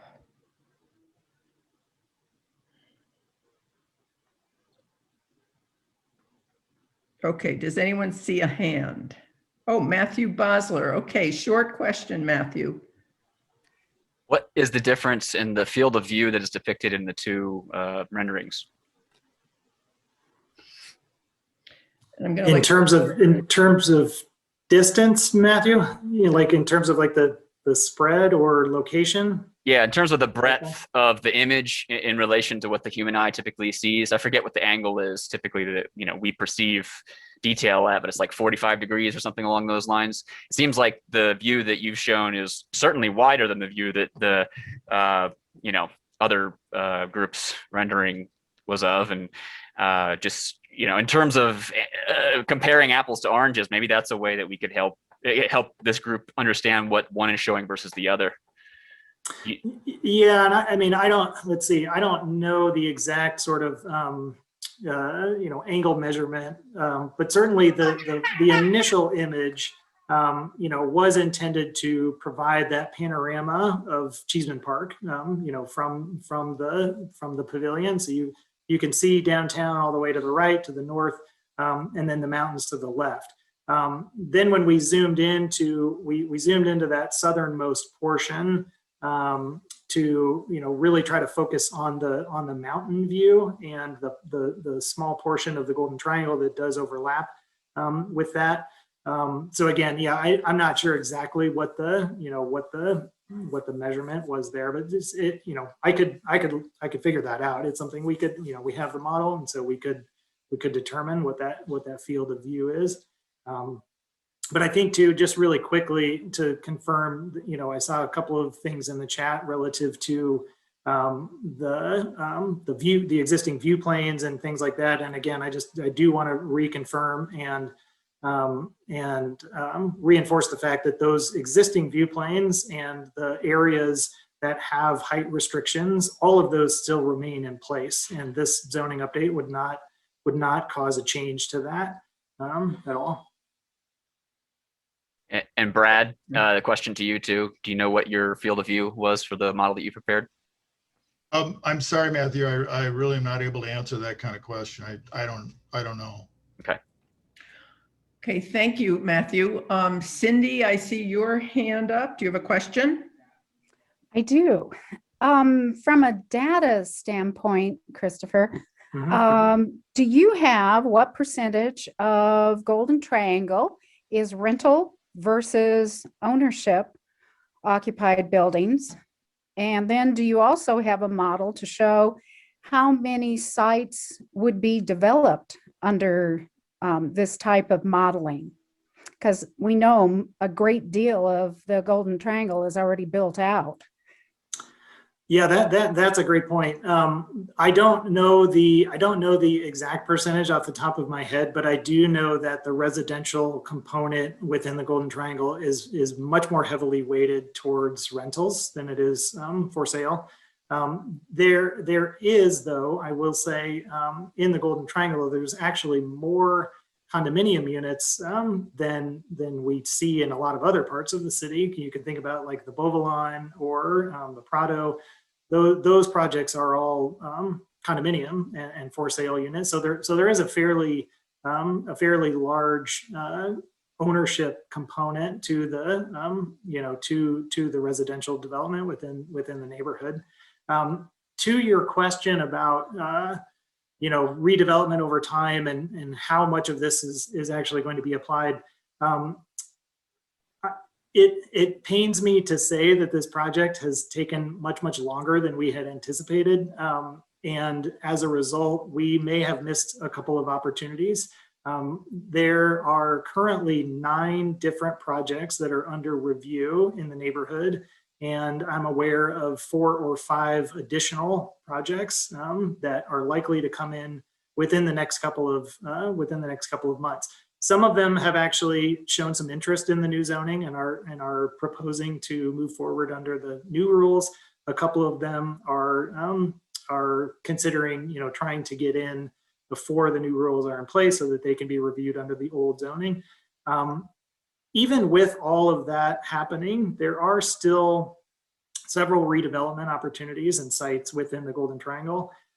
As you probably know, there's a number of surface parking lots that still exist in the area.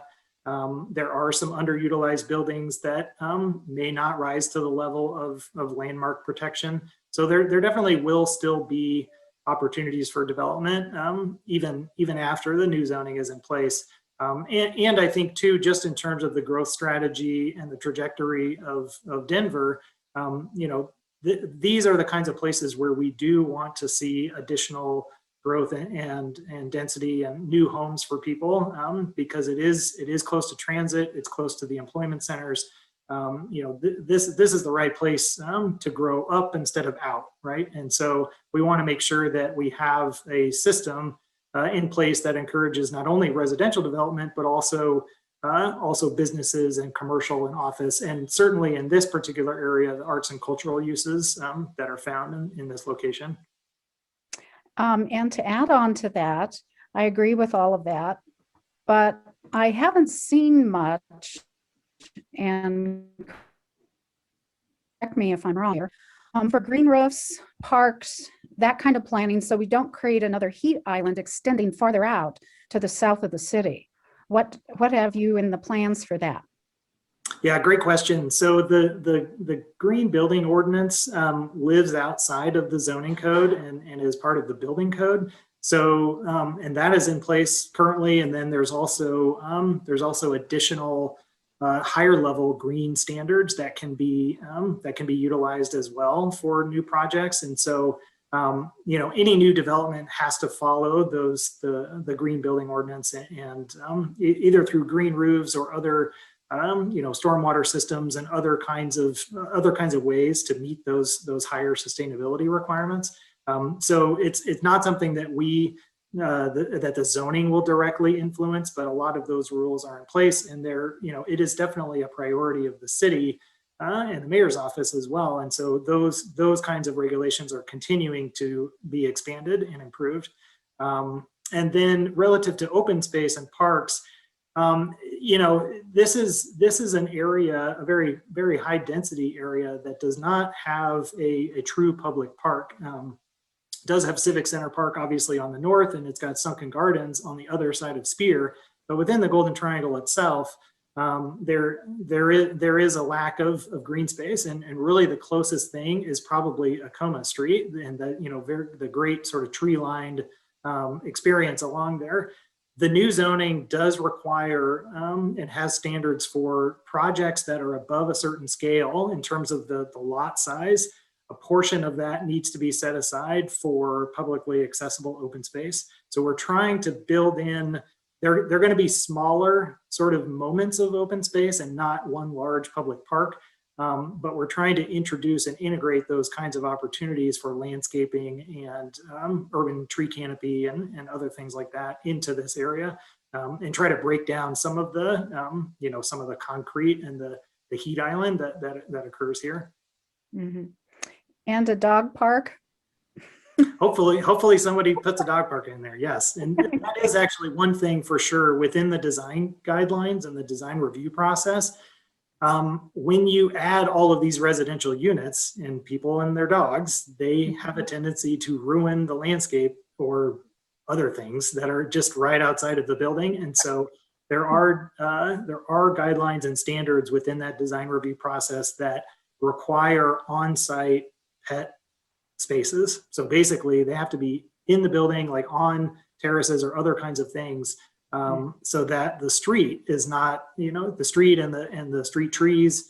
We're working with our partners in the forestry department as well, and also Dottie, to make sure that those street and public realm amenities and assets are not ruined by pets. Thank you.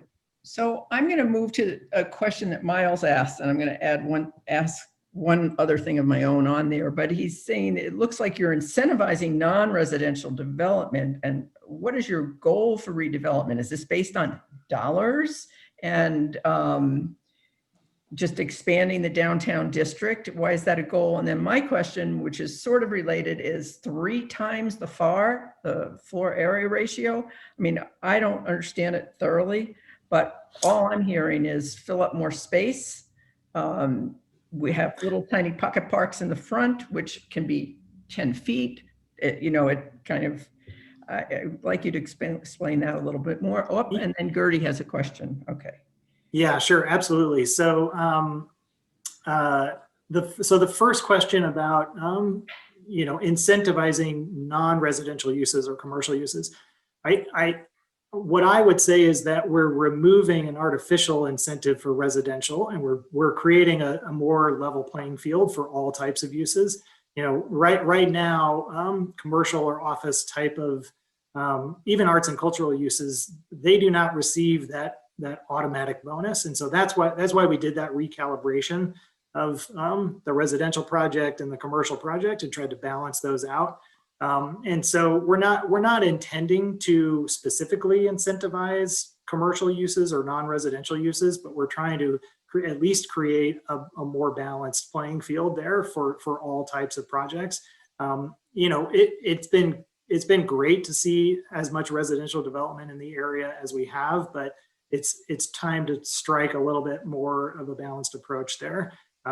And then to your question about, yes, the 3 times the ability to transfer FAR, that only applies to landmark properties is one thing. And right now, I guess, let me try to come up with the best way to try to explain this. So right now, you can envision, or you can think of one FAR as one story of a building that covers the entire site. Okay, so right now, if I own a landmark building, I can only sell or transfer one story of space to another location. In the future, what we are proposing to do is that you can actually transfer or sell off. If you have 3 stories of unused area, you can sell that off to somebody else. And so as a property owner of a landmark property, that gives you much more of an economic ability to, rather than tear the building down and sell the land to a developer that's going to build a very large project, you can protect that building through the landmark ordinance and reuse that building for other uses and sell off some of those unutilized development rights. So that's how that works. It's really an economic incentive to make sure that those landmark properties are just as valuable as maintaining it as a landmark, as opposed to just selling that property off and redeveloping it. Does that make sense? Yeah, I guess I missed that it was limited, and you're not changing setbacks and all those issues. We're actually adding a lot of new setbacks. So we're requiring additional setbacks. We're requiring things called an upper story setback. So the building, as it gets taller, above the either 3rd or 5th story, the building has to shift back away. So again, your experience as a pedestrian along the sidewalk feels more like a 3 to 5 story building as opposed to a 20-story building, for example. So we have incorporated a number of new standards to try to shape those buildings and make that pedestrian experience much more comfortable. Because right now there's some very large hulking buildings that aren't that great, you know, to be quite honest. They cause some problems. And so that's something that we've addressed and incorporated into the proposed zoning changes. And just in terms of overall density, we do have to increase the overall allowed density to create that incentive for those affordable housing units, but it's only about a 50% increase over what is allowed today. I'd say that's actually probably anywhere between about 33 to 50%. Okay, I'm hearing a big number, but why don't we go to Gertie? She has her hand up. I just have a very simple request, and that is that public open space not be hardscape, that the public open space needs to be landscaped. And I recognize the issue with dog pee, but I do think there are ways to combat that. Thank you. Thank you, Gertie. Yeah, that's a great point. And the zoning itself, again, because it's more quantitative, it establishes certain dimensional requirements for that open space in terms of its minimum size and shape. And then in the design standards and guidelines, as part of that design review process, that's where we have a lot more of those qualitative standards about integrating landscape and making that a comfortable space in all seasons for people to actually use that. And the other thing too, I'll just want to note is that the positioning or the location of that open space is also important and has requirements relative to the types of uses that are inside the building. So you can't just put your required open space sort of off in the corner. It has to actually be engaging with the street and be part of and integrated with the types of uses that are happening on the inside of the building. So we want to make sure that these are active and secure spaces and don't become problem spaces. So there's a lot of standards related to that as well. Okay, I'm gonna ask Kathy Callender. You have one question you just put in, but you had another one about SoCap, which I gather is South Cap Hill. But could you come on and ask your question? Thank you. The area of Golden Triangle is so close to the southern area of South Capitol Hill, Governor's Park, and there's a lot of new development going into the area and a lot of infill. So with that how is there going to be a transition from Golden Triangle, particularly 700 Lincoln, and everything on the east side of Broadway to the Governor's Park area and that zoning? So yeah, How will you sure. Yeah, 7th and Lincoln is actually, if I'm correct, is not within the Golden Triangle Zone District. So this proposed zoning update won't have any effect on that particular location, that particular site. So the way that the Golden Triangle transitions to the east into Capitol Hill, and actually this is where the view plane, the existing view plane, becomes a really great tool that we have in the toolbox, is that once you cross into the east side of Broadway and then onto Lincoln, the boundary of the Golden Triangle is the alley between Lincoln and Sherman. And so that view plane height restriction at that point starts to actually taper down the height of the buildings that would be more in the center of the Golden Triangle. So while we might have buildings that are in the center of the Golden Triangle that might be 250 feet tall or 300 feet tall, once you get to Broadway and then to Lincoln, those heights start to drop to, I think, about 175 feet as it starts to transition down into Cap Hill to the Currently, east. that's correct, but there is a proposal for the 123 Channel 7, 700 Lincoln. It's a conversation going on about changing that zoning, and I do believe that area is already in the Golden Triangle area. So that there is a concern in the South Cap Governor's Park area because of the quote unquote wall that will be built if you're coming from the west on 6th Avenue.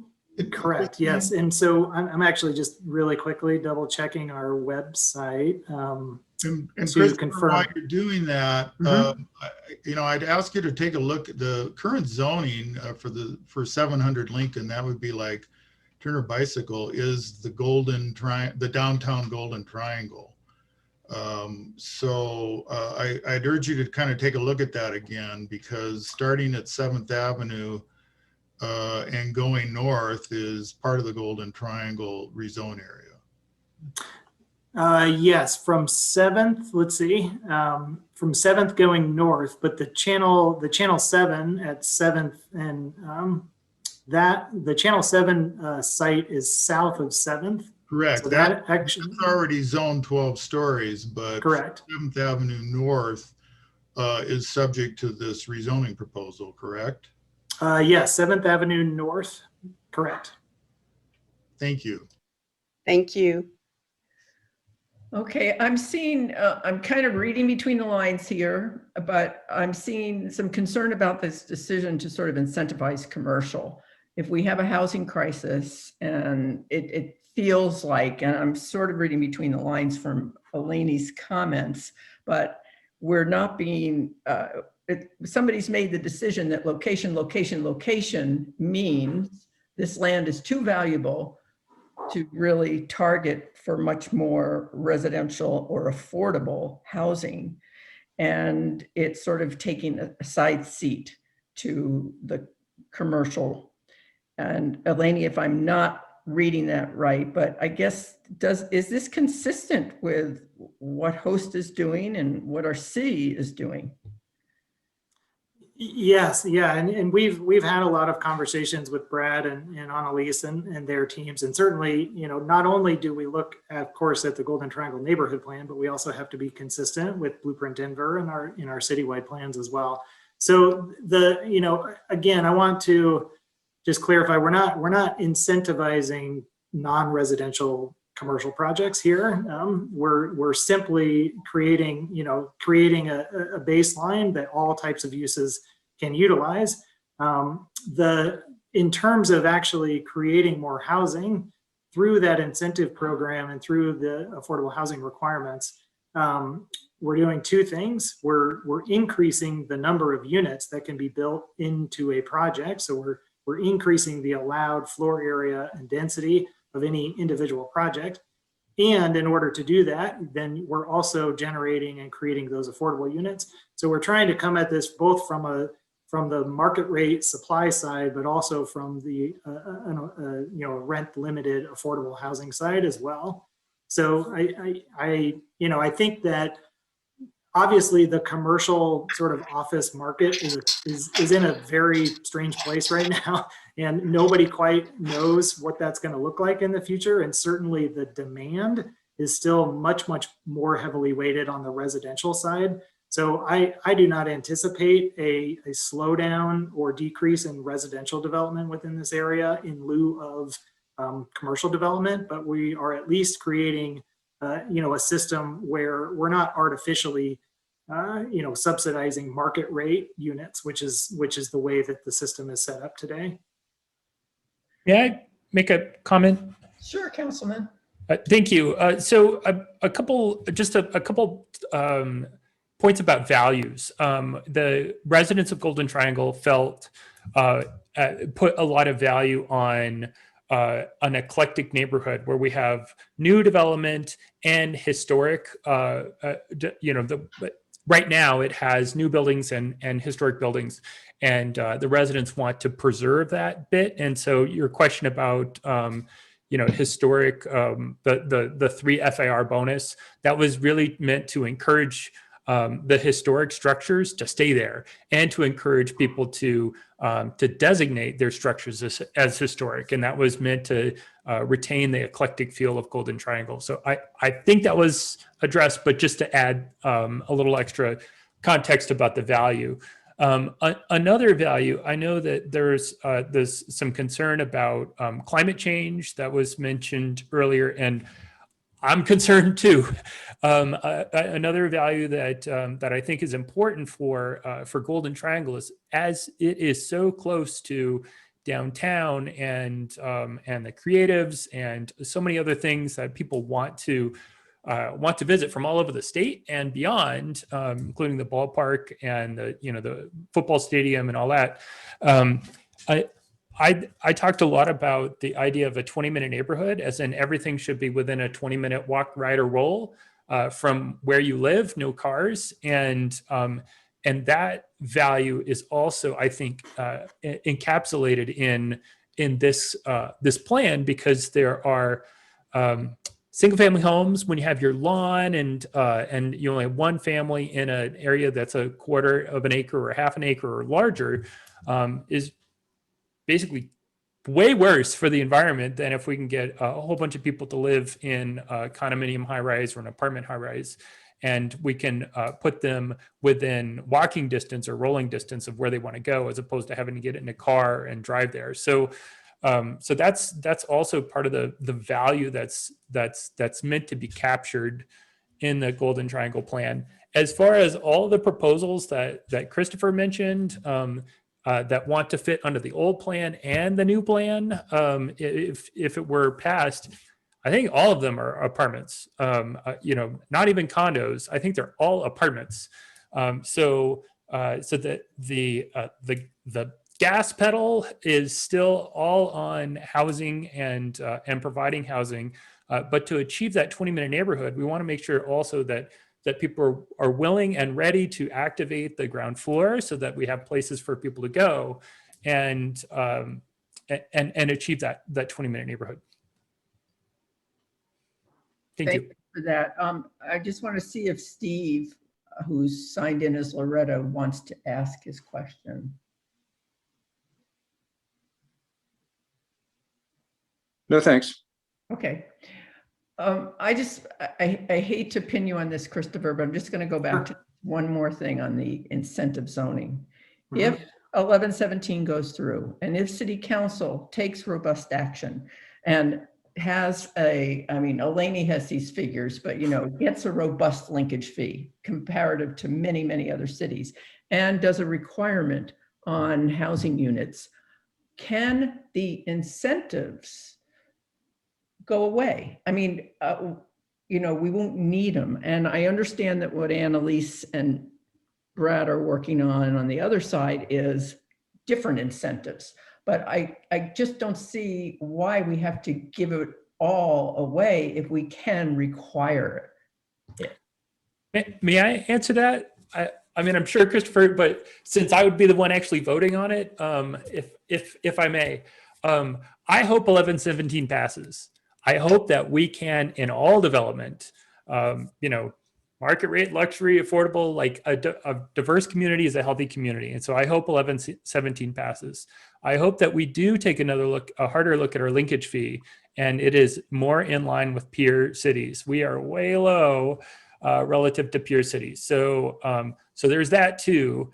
And so I hope they both pass.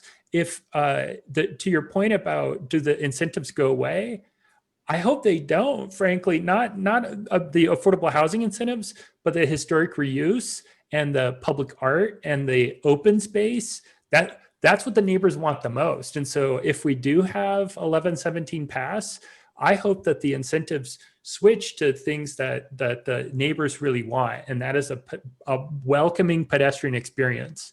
That's great for the people who live there. It's great for the people who visit our world-class museum and national level other facilities that are in Golden Triangle.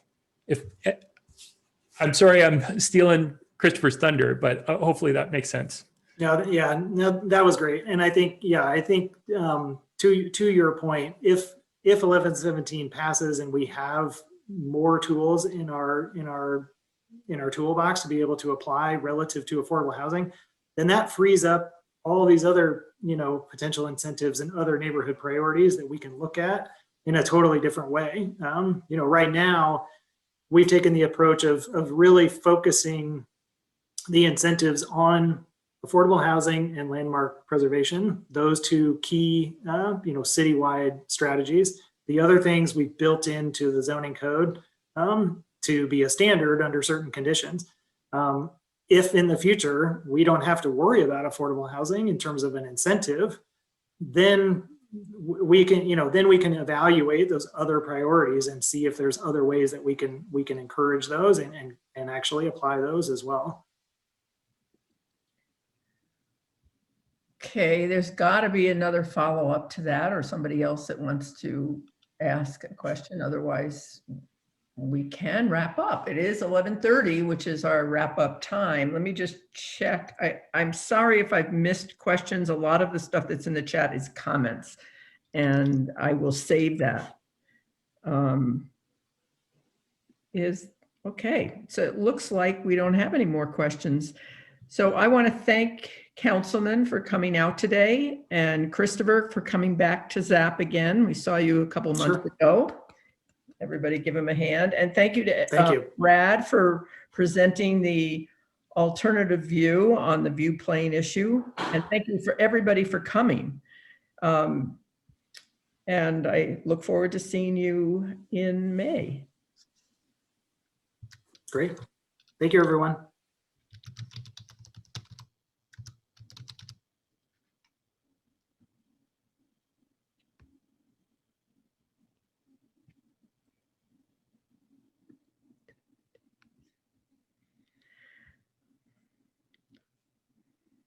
Oh, good. My friend Adrian's going to stay on and chat some more. He loved it so much.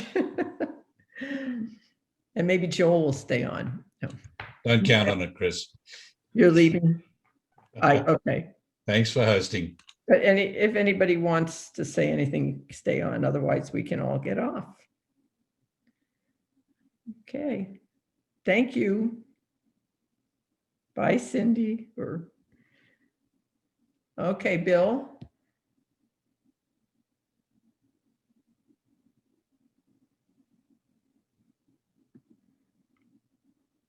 Bill, did you want to talk?